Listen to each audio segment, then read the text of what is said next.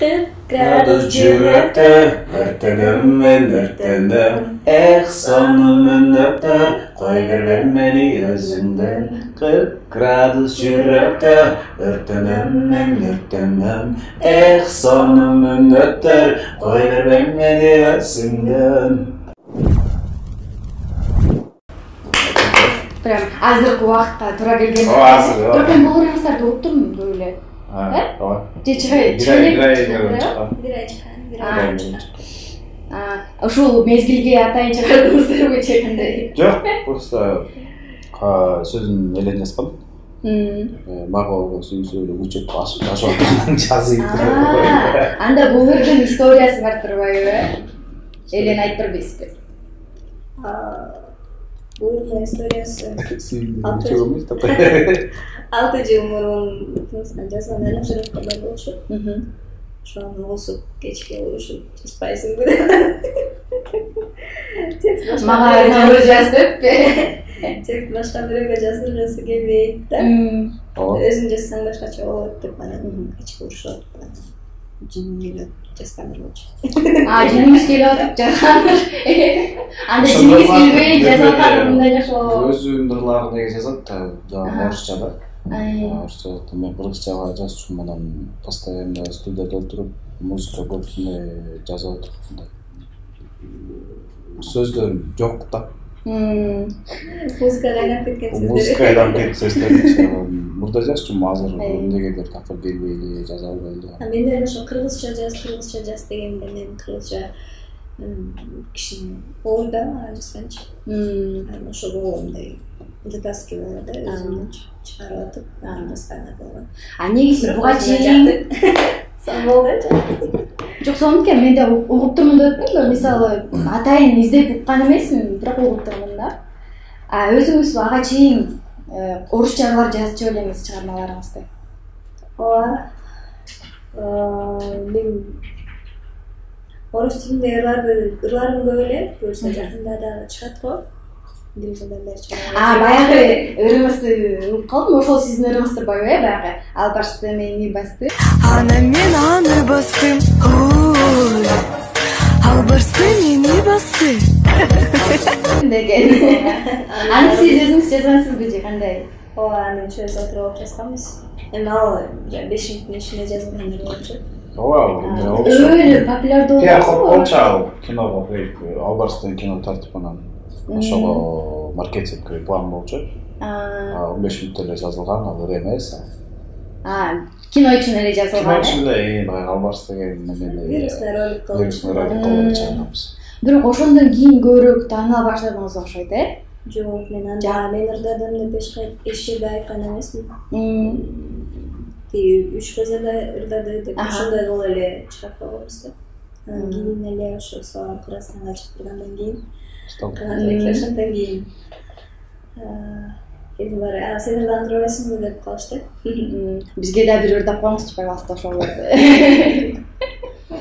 Өлө күлкүнчүсү сонундурбу? Же эсте албайсызбы вообще? Жок, унутулгуста.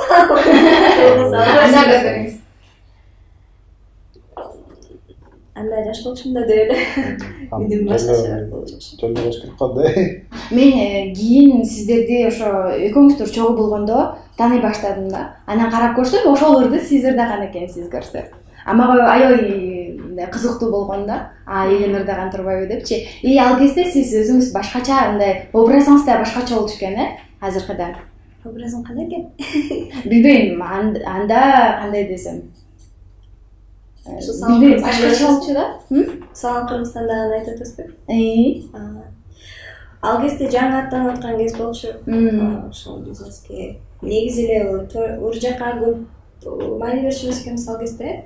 Биз көбүнчө кинодо иштешебиз да. Ошол албашты деген кинодо аткан экенбиз.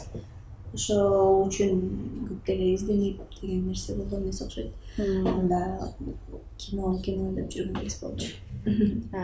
Сиз кино тартканга аракет кылып аттыңызбы эле же кандай? Же качкангабы? Биз командабыз менен кино тартканбыз, албашты Бош город героев деген бар, Атаман деген кино бар. Бизде команда бар. Команда болуп иштечүбүз. командада режиссер, ошо сценарист, актерлор бар.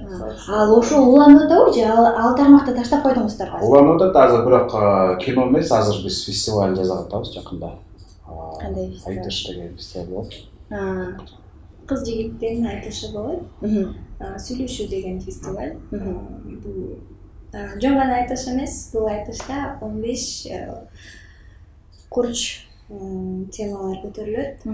Гендерный равенство, кызык жегиндүү деген нерселер болот. Кыз жигит сүйлөшүү. 15 кыргыз акын, 15 казак Совместно Казахстан менен болот. 15 Казакстандын акындары келип, бири-бири менен айтышышат. Биринчи Элен сизге келгенде кандай кабыл алдыңыз эле? Үрдө алат, жерде албайт. Кандай ойлор болду эле? Элен келгенде эле эмне жакканмы? Үнү да жакты эле, же өзү да жок калды эле биринчи келгенде эле. Жок, башында неме болчу менде, андай нерсе жок экен, баягы карындашым деп келди, ошо карындашымдай карачумун. Негизи отношение ошондой, ар бир кишиге мындай карындашыңыз, значит, стена жабылат, карындашым да так. Аны кантип ал стена ачылып кетти? Экөөбүз канча жыл иштедик? 2 жыл иштедик. Мен ошол убакта жанагы музыка болду, чыгып окшойт деп таштап салып, кафеде оңой жумуш болду да. 4 saat иштейсиң, акчаңды аласың, жине албайсың, оор көтөрбөйсүң. Иштеп жүрүп анан деген келип, тияка катышыңыз, бияка катышыңыз, тиги конкурс, бул конкурс деп түрткүлөп атып, конкурстун баарына катыштык мында.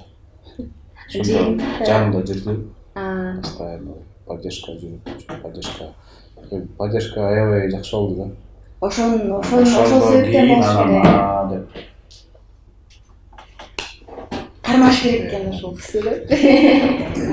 Себеби мага чейин андай поддержка болгон эмес да.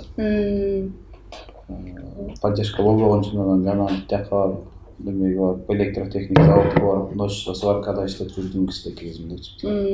Заправкада май коюп иштеп жүрдүм, толтура жерде иштедим да. Демек сизди Элен ошол убакта мен таштап салганда, анан бул кайра өмүрдө күч берди да, бар конкурска тияка бар, бияка бар деп толтура конкурска катышып чыктым. Жанымда жүрдү, кийимди көтөрүп алып, байыгы ушул анан бир дос балам бар. Азамат деген, ал дагы ошондой да. Экөө андай поддержка аябай жакшы берди. Поддержка бергенде да көбүрөөк мен адам кылдым да койсу. Жок, поддержка бергенде да көбүрөөк кыймылдай болот да. Негизи көп эле кишиге айтып кел чогуу кыймылдай эле деп командага көп кишини чакырдым, бирок баягы кылгандар кылып кетет, кылбагандар кылбай эле калат экен да. Канча гениальный болбосоң да иштебейинче сен адам болбойсуң да. Тыныскан эме да, өзү тутунуп атып эле бир нерсени кылып атат да. Мисалы үчүн элдер 11 жыл, 12 жыл окуйт. Звукозапись дейт, сведение, мастеринг дегенде негизи музыканттар 12 жыл окуп звукорежиссер болчу. Анан ошоктон выпускаться этип, анан жазап ушинтип башташат экен. Тыныскан 1 жыл жылбай отурду, там ачка болом, эмне болом, мындай баары бир болчу да. Бирок отуруп алып ошону жазап 1 жылдын ичинде тосуп койду да. Тыныскан мындай неме да. Көп бет деп койбойт. Өтө көп бет. Негизи Тыныскандагы мен дагы ошо өтө көп бет адамдар экенбиз да. Биздин негизги круг баары көп бет адамдар. Эшик, жабык эшик деген жок да бизге. Любой эшикти ачып кирип эле болсо болду, болбосо жок да, бирок ошол эшикке кирип сурап анан кетебиз да биз. Негизи үй бүлө дуруш болбойбу ошондо сиздерде? Идеалдуу үй-бүлөлөрдөн идеалдуу эч нерсе болбойт го. Бирок баягы болот, тааныштар болот, 4 жылдын там көз бири-бирибизге кээде тажап калган күндөрүбүз болот. Ал нормальный нерсе да, бири-бирибизден тажаган күндөр болот. Мен ар жактан ак комнатага кирип кетем деп. Биринчи кечирим сурап келет. Жок, андай эмес да. Просто эле баягы бири-бирибизге пауза беребиз да. Өзүң личное пространство болот. Ошол личное пространство көп. Кээде өзүң менен калчу моменттерди өзүң менен калчу моменттерди сезгенде экөөбүз бири бирибизди мындай спокойно кылып коебуз. Анан баягы таарынычта болгондо ортого отуруп алып сүйлөшөбүз кадимкидей. Тыныскан аябай күлүп калды же бир нерсесин ката айтып атабы кандай? Тиги комната качып кетти, бул комната качып кетти деп айтпайсың. Просто бир комнатада жашайсың, бир комнатада. Ошондой гүлгө полкабызда бар. Уга качып кетти, бирде комнатадасың. Ал гейбешке чыгып кетет. Негизи эле чыгармачылыкта кайсыл мүнөз ийгиликтерге жеткирет деп ойлойсуздар? Тутунмайлы. Үй бүлөдөчү, үй бүлөнү сактап калыш үчүн эмнелерди, кандай кемчиликтерди көрөсүздөр? Сүйлөшүү да? Сүйлөшүү, анан ийилгенди билиш керек. Любой эле жерде ийилгенди. Бирок элин ийилет да койсуң. Мен ийилбейм. Сүйлөшпөйбүз, экөөбүз кошулаш баштаганда эле келип отурабыз, экөөбүз чай коебуз, отурабыз, анан сүйлөшөбүз. Менден эмне ката кетип, сенден эмне ката, мындай кылып койсок мындай болмок. Мындай кылбаган үчүн менде мындай неме иштеп атат деп сүйлөшөбүз. Кээде жатабыз да потолокту карап сүйлөшөбүз. Жылдын ары карап атам, биякта карабам. Сүйлөшүп жетишип алабыз. Менин да жаным өз бактым үчүн күрөшкөнгө толу кымбат түшүнчү аймактай болгон эрдиңдер сенин өңүңдө эмес түндөсү түшүндө өттүм экөөбүз адеп танышканда сүрдүп жада калса жаным сурабаптырмын артын кимдеп сүйүүнүн керемети экөөбүз адеп танышканда сүрдүп жада калса жаным сурабаптырмын артын кимдеп сүйүүнүн